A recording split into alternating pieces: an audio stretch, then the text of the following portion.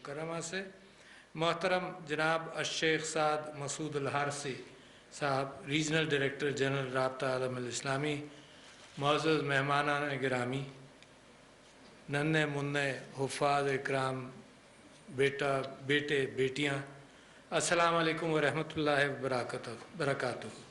आज नन्हे मुन्ने हुफ़ाज़ को ये एज़ाज़ात जिनको दिए गए, इस तक़रीब शिरकत मेरे लिए दिली मुसरत का बायस है। और बच्चों के सारे प्रोग्रामों के अंदर हम सब का अल्लाह ताला ने हम सब के मिजाज को ऐसा बनाया है कि मोहब्बत से दिल के अंदर जज्बात उभरते हैं। खुशी होती है कि इन्होंने इतनी कामयाबी हासिल की, इतनी मेहनत की। राब्ता आलम इस्लामी के ज़िम्मेदारान लायक तहसीन हैं कि वो एक ऐसे सिलसिले का तसलसल जारी रखे हुए हैं जो हमारा अहम दीनी फरीज़ा है। मेरे नबी सल्लल्लाहु अलैहि वसल्लम ने मुतअद्दिद मुकामात पर फरमाया कि अल्लाह ताला ये कहता भी है, अल्लाह ताला के हवाले से भी बात की और अपने एतबार से भी। जिन लोगों को हमने किताब दी है, अल्लाह फरमाता है, जबकि वो इसकी तलावत इस तरह करते हों जैसा कि इसकी तलावत का हक़ है, इस तरह नबी सल्लल्लाहु अलैहि वसल्लम का इरशाद गिरामी भी है कि तुम में से बेहतरीन शख्स वो है जो ख़ुद कुरान मजीद सीखे और दूसरों को सिखाए। ख़वातीन व हज़रात, ये बात बड़ी अहम है। बच्चों, ये बात बड़ी अहम है कि क्यों हिफ्ज़ के मुताल्लिक़ कहा गया।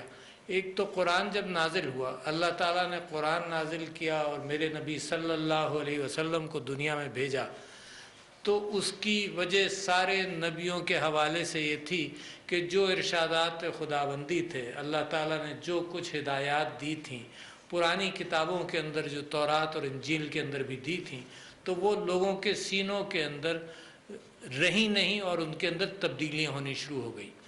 तो मेरे नबी सल्लल्लाहु अलैहि वसल्लम की जब बेइज्जत हुई तो एक बुनियादी चीज़ ये थी कि जो अब नुस्खा, आखिरी नुस्खा और आखिरी नबी के ज़रिए जो बात आई है दुनिया के लिए और आखिरी पैगाम आया है दुनिया के लिए, अल्लाह ताला की हिदायत तो मेरे ऊपर और आपके ऊपर अब भी नाजिल होती रहती है मुख्तलिफ़ अंदाज से, मगर एक बाकायदा पैगाम के एतबार से जो हिदायत आई हैं उनको महफूज कर लिया जाए।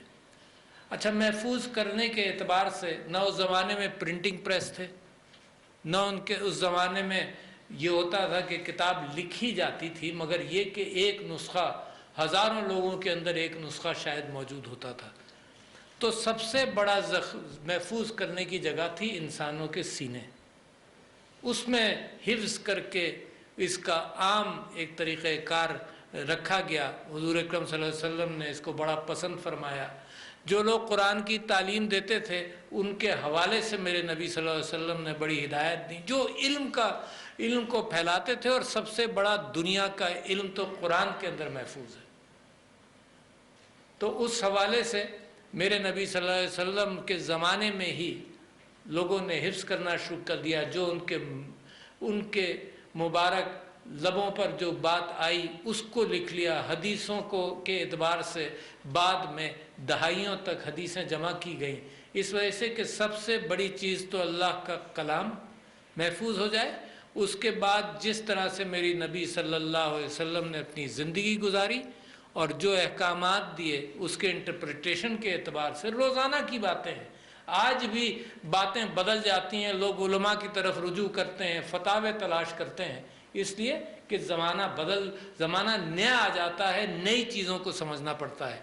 मगर बुनियादी किताब बच्चों जो आपने जिसको हिफ्ज़ कर लिया, मेरे एक ज़माना था कि हर ख़ानदान के अंदर एक बच्चे को हिफ्ज़ की तरफ लगाया जाता था। तो लिहाजा मेरे ख़ानदान के अंदर मेरे दादा हाफिज़ मोहम्मद हुसैन, उसके साथ हाफिज़ ज़रूर लगता था क्योंकि बहुत बड़ा मुकाम माशरे में बनता है। तो मेरे दादा थे हाफिज़ मोहम्मद हुसैन, मेरे चचा थे हाफिज़ मेरे लाई, जिनको हम हाफिज़ जी कहा करते थे, उन्होंने भी हिफ्ज़ किया। मेरे कज़न्स के अंदर कुछ लोगों ने हिफ्ज़ किया। मेरी वालदा ने बड़ी कोशिश की, मगर इत्तेफाक से मैं इससे महरूम रहा। अलबत्ता मैं जब 7 साल मुझे हो गए, मैं डेंटिस्ट्री कर रहा था, तो उन्होंने कहा कि बेइंतहा ज़रूरी है कि तुमने हिफ्ज़ तो नहीं किया मगर तुम अरबी सीखो। तो मैंने कहा अम्मा अरबी मैं तर्जुमा पढ़ लेता हूँ। तो मेरी वालदा ने कहा नहीं, जो अरबी सीखोगे جب بھی قرآن پڑھا جائے گا تو تمہارا اس کا ترجمہ تمہارے ذہن میں چل رہا ہوگا۔ قرآن ایک پڑھنا ہوتا ہے اور ایک مسجد میں نمازوں میں تلاوت ہوتی ہے، تراویحوں کے اندر چلتا ہے، تو اس کو تم سیکھو۔ تو میں 7 سال کی پریکٹس کے بعد مجھے 6 مہینے انہوں نے مجھے میری پریکٹس معطل کی اور مجھے بھیجا ایک انسٹیٹیوشن میں کہ تم عربی سیکھو۔ تو مگر بات اتنی پرانی ہو گئی کیونکہ میرے دوست عربی دوست اتنے تھے نہیں جتنے آج ہیں یہاں پر ماشاءاللہ، تو لہٰذا میں بھول تو گیا، مگر اب بھی جب قرآن پڑھتا ہوں تو مجھے بہت سارا سمجھ میں آ جاتا ہے۔ تو یہ بزرگوں کا، والدین کا احسان ہے، یہ میرے مذہب کا کلچر ہے، یہ اسلام کا کلچر ہے، یہ پاکستان کا کلچر ہے جس کے اندر قرآن کے ساتھ ایک محبت ہے، ہر مسلمان کو بڑی محبت ہے اور اسی سے وہ راستہ تلاش کرتا ہے اپنا۔ تو اب بھی مجھے خوشی ہے کہ رابطہ العالم اسلامی نے اس بات کا اہتمام کیا اور ان بچوں نے اتنی محنت کے ساتھ اس کو حفظ کیا۔ قرآن جب نازل ہوا تو آپ یہ سمجھ لیجئے کہ آج کل پاکستان کے اندر آپ ایک فقرہ بار بار پرائم منسٹر کے منہ سے بھی سنتے ہیں اور میرے خوابوں کے حوالے سے، اور سب لوگ جتنے بیٹھے ہیں سب کے خوابوں کے اندر ایک بات آتی ہے کہ وہ نظام پاکستان وہ نظام بنانا چاہتا ہے، کوشش کر رہا ہے جو ریاست مدینہ کی عکاسی کرے۔ ریاست مدینہ بن نہیں سکتی اس وجہ سے کہ وہ میرے نبی کے زمانے کی ریاست تو کسی زمانے میں ویسی آ ہی نہیں سکتی، مگر جستجو مسلمانوں کی رہے گی کہ ریاست مدینہ کے اصول اپنائے جائیں۔ اچھا، ریاست مدینہ کا سب سے بڑا اصول کیا تھا؟ جب میرے نبی صلی اللہ علیہ وسلم مکے میں ان کا قیام تھا تو ایک ایکسپلائٹیٹو زمانہ تھا جس کے اندر لوگ استحصال کرتے تھے، اس کے اندر تجارت بھی استحصالی ہوتی تھی، جو غریب تھے وہ غریب تر ہوتے چلے جاتے تھے۔ اس کے خلاف میرے نبی صلی اللہ علیہ وسلم اور وہ سارا پیغام ایک بغاوت کا پیغام تھا۔ وہ پیغام تھا کہ سب کو برابر کیا جائے، وہ مساوات کا پیغام تھا۔ اسی وجہ سے محمدی مساوات کا ہم ذکر کرتے رہتے، وہ مساوات کا پیغام تھا۔ وہ یہ تھا کہ غلام اور اس کا آقا سب برابر۔ وہ یہ پیغام تھا کہ عورتوں کو زندہ دفن کرنے والے عورتوں کے حقوق کی بات کی میرے نبی صلی اللہ علیہ وسلم نے۔ قرآن نے اس بات کو ہمیشہ کے لیے پکا کر دیا کہ عورتوں کے بھی حقوق ہیں وراثت کے اندر۔ آج بھی دنیا کے اندر 100 سال پہلے تک، 150 سال پہلے تک یورپ کے اندر عورتوں کے حقوق نہیں ملتے تھے، کچھ سمجھا ہی نہیں جاتا تھا۔ ملکہ بن سکتی تھی مگر عام عورت وراثت میں کوئی حق نہیں مل سکتا تھا، مگر قرآن کے احکامات کے حوالے سے آ گیا۔ یہ معاشرے کے اندر ایک انقلاب تھا، معاشرے کے اندر انقلاب تھا کہ سب کے حقوق، جو غلام بھی ہے اس کے ساتھ بھی وہی انصاف کرنا پڑے گا، اور غلاموں کی آزادی کے اعتبار سے ہر چھوٹے فعل کے اوپر میرے نبی نے پہلا کام تو یہ کیا کہ اگر کسی سے غلطی ہو گئی تو انہوں نے کہا جاؤ غلاموں کی گردنیں آزاد کرو۔ غلام کی گردن اگر آزاد کرو گے تو تمہیں اللہ معاف کرے گا اس بات سے۔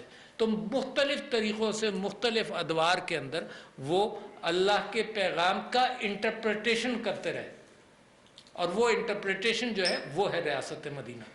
وہ آج کی دنیا کے اندر سب سے بڑا، میرا خیال یہ ہے کہ لوگ یہ کہتے ہیں کہ حضور اکرم صلی اللہ علیہ وسلم کا جو خطبہ تھا وہ آخری خطبہ تو تقریباً 1,00,000 افراد موجود تھے اور بہت بڑا مقام تھا اس کے، اور مکبرین تھے، یعنی جو میرے نبی صلی اللہ علیہ وسلم کہتے تھے تو 50 آدمیوں کے بعد کوئی اس کو مکبر اس کو ریپیٹ کر رہا ہوتا تھا، پھر جو اس سے سنتا تھا وہ اس کو ریپیٹ کر رہا ہوتا تھا۔ تو ان کی زندگی میں، صلی اللہ علیہ وسلم کی زندگی میں یہ سب سے بڑا مجمع تھا اور وہ بہت خوش تھے اس دن۔ اس کے بعد لوگ آتے رہے، ان سے ملتے رہے، کسی نے کہا حضور اپنے بال دے دیے تو انہوں نے وہ مبارک بھی دیے۔ لوگوں نے کہا آ کر پوچھا کہ جی میرے باپ کو میں لے کر آئی تھی، ان سے یہ غلطی ہو گئی، تو میرے نبی نے اس وقت انڈیکیشنز دیا کہ حج کے اندر جو چیزیں ہو سکتی ہیں جن کو انہوں نے معاف کیا، جن کے لیے کہا کہ جی بکرا قربان کرو، جس کے لیے جو بھی کہا، تو اس دن وہ بڑی خوشی کے ساتھ یہ احکامات دیتے رہے۔ تو پاکستان کے اندر یہ کوشش ہماری امید ہے کہ ہم اس کا انٹرپریٹیشن لائیں۔ کیوں اس کا انٹرپریٹیشن لائیں؟ آپ واپس دیکھیے، یعنی یہ انٹرپریٹیشن میرا اور میرے اللہ کا تعلق جو ہے وہ میری عبادت سے، میرے اس سے میں جو معافی مانگتا ہوں اپنے گناہوں کی، وہ میرا تعلق ہے، مگر میرا ایک آپ سے تعلق ہے۔ مذہب آیا ہے میرے اور آپ کے تعلق کو بھی استوار کرنے کے لیے۔ اگر اللہ تعالیٰ کی عبادت کرنی ہوتی تو ایک ایک ذرہ دنیا کا، ایک ایک ذرہ کائنات کا، جو کچھ ہم دیکھتے ہیں، ایک ایک ذرہ جو ہوا کے اندر ہے، وہ اللہ کی عبادت کرتا ہے۔ اللہ کو عابدین کی ضرورت نہیں ہے، اللہ کو تو کسی چیز کی ضرورت نہیں ہے۔ اللہ نے صرف یہ حکایت اور ہدایت میرے اور آپ کے لیے دی ہے کہ میرے اور آپ کے تعلقات صحیح ہوں، میرے اور آپ کے تعلقات صحیح ہوں۔ میں آپ کے ساتھ کیا سلوک کرتا ہوں، میں آپ کے ساتھ ظلم نہیں کر سکتا، میں آپ کے حقوق کو پامال نہیں کر سکتا، میں اپارچونیٹیز آپ کو دینا چاہیے، وہ معاشرہ۔ اور سٹیٹ کیا ہے؟ سٹیٹ ایک ٹریفک پولیس کی طرح ایک انتظام کرتی ہے، سارے راستے کھولتی ہے، سارے راستوں کو متعین کرتی ہے۔ امیروں سے پیسہ لے کر زکوٰۃ اور خیرات اور ٹیکس لے کر وہ غریبوں پر خرچ کرتی ہے، اور اپارچونیٹیز کھولتی ہے سب کے لیے برابر۔ یعنی اس کا امکان ہے کہ میں محنت کر کے اوپر چلا جاؤں، مگر میری اولاد اور ایک غریب کی اولاد کے اندر جو اسٹیٹ کی ذمہ داری ہے وہ یکساں ہے۔ تعلیم کی ذمہ داری، صحت کی ذمہ داری، یہ ہے ریاست مدینہ۔ تو ریاست مدینہ کی روح قرآن ہے، اور قرآن اتنا بھاری ہے مثال کے طور پر کہ تفسیر لکھنے والے اور اس کو سمجھانے والے یہ کہتے ہیں کہ عربی زبان یا کوئی انسانی زبان اللہ کے کلام کو اٹھا نہیں سکتی۔ ظاہر ہے، آپ سوچئے ذرا، اللہ کا کلام، اللہ کی ساری کائنات کا علم اس قرآن کے اندر ہے، تو کوئی زبان نہیں اٹھا سکتی۔ زبان کے الفاظ محدود ہیں، عربی زبان 10-20 ہزار الفاظ ہوں گے، اردو زبان 8-10 ہزار الفاظ ہوں گے، تو یہ الفاظ اللہ کے کلام کو اٹھا نہیں سکتی۔ لہٰذا وقت کے ساتھ ساتھ زندگی میں جو لوگ پڑھتے ہیں قرآن کو، باقاعدہ مطالعہ کرتے ہیں، وہ یہ بھی دیکھتے ہیں کہ جب پڑھتے ہیں 10 سال بعد کوئی سورت پڑھیں گے، پھر سوچیں گے کہ یہ تو بالکل ایک نئی جہت کے اعتبار سے میری سمجھ میں آئی بات۔ تو لہٰذا قرآن کا یہ معاملہ بڑا ہی اہم ہے۔ میں سمجھتا ہوں کہ یہ بچے جب اس کی تلاوت کر کے اور اس کو حفظ کر کے اس کو یاد کر لیتے ہیں تو یہ اپنے لیے تو دنیا اور آخرت بھی کماتے ہیں، مگر اس کے ساتھ ساتھ معاشرے پر بھی اس بات کا اثر ہوتا ہے۔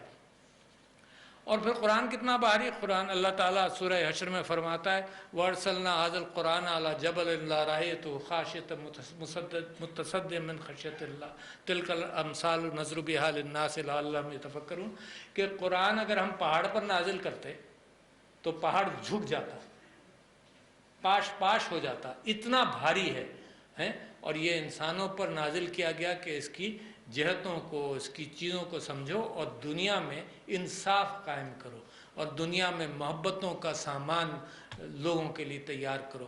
تو میں خاص طور پر جب اس کا تعلق ہمارے بچوں کے ساتھ جنہوں نے اتنی محنت کے ساتھ حفظ کیا، تو میں سمجھتا ہوں کہ یہ بڑی اہم بات، مجھے بڑی خوشی ہوتی ہے ایسی محفلوں میں آ کر۔ میں یہ سمجھتا ہوں کہ رابطہ اسلامی کے سیکرٹری جنرل صاحب عزت مآب جناب ڈاکٹر شیخ محمد بن الکریم العیسیٰ کو مبارکباد پیش کرتا ہوں کہ ان کی ذاتی دلچسپی کے باعث آج یہ باربرکت تقریب بھی منعقد ہوئی۔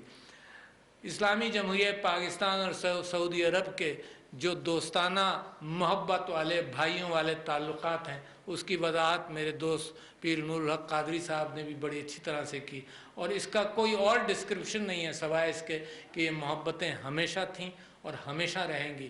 اور میں مبارکباد اور شکریہ پیش کرتا ہوں دنیا اسلام کے ساتھ خادم حرمین شریفین الملک سلمان بن عبدالعزیز بن سعود کا، کہ انہوں نے جس طرح سے حرمین شریفین کو مسلمانوں کے لیے جس طرح سے خوبصورت، بڑا مسلسل اس کے اندر تبدیلی ہو رہی ہے، وہ اہتمام کیا۔ اور میں ولی عہد محمد بن سلمان بن عبدالعزیز کا بھی میں مشکور ہوں، اور سعودی عرب کا اور پاکستان کے تعلقات کے اعتبار سے میں سمجھتا ہوں کہ کیسا بھی ماحول ہو، کوئی بھی بات ہو، ہماری دوستی بڑی پختہ اور ہمیشہ قائم رہنے والی ہے، کیونکہ یہ دوستی قائم ہے قرآن کے اوپر، یہ دوستی قائم ہے مذہب کے اوپر، یہ دوستی قائم ہے اس دین کے اوپر جو ہم نے اپنی زندگیوں پر اس کو رائج کرنا ہے۔ اور پاکستان کے اندر ایک اچھی جستجو چل رہی ہے ریاست مدینہ کے اعتبار سے۔ تو خواتین و حضرات، بچوں، آپ کو مبارکباد آپ کی محنت کے حوالے سے ہم اپریشیٹ کرتے ہیں اور آپ کا سب حضرات کا شکریہ. السلام علیکم ورحمۃ اللہ وبرکاتہ.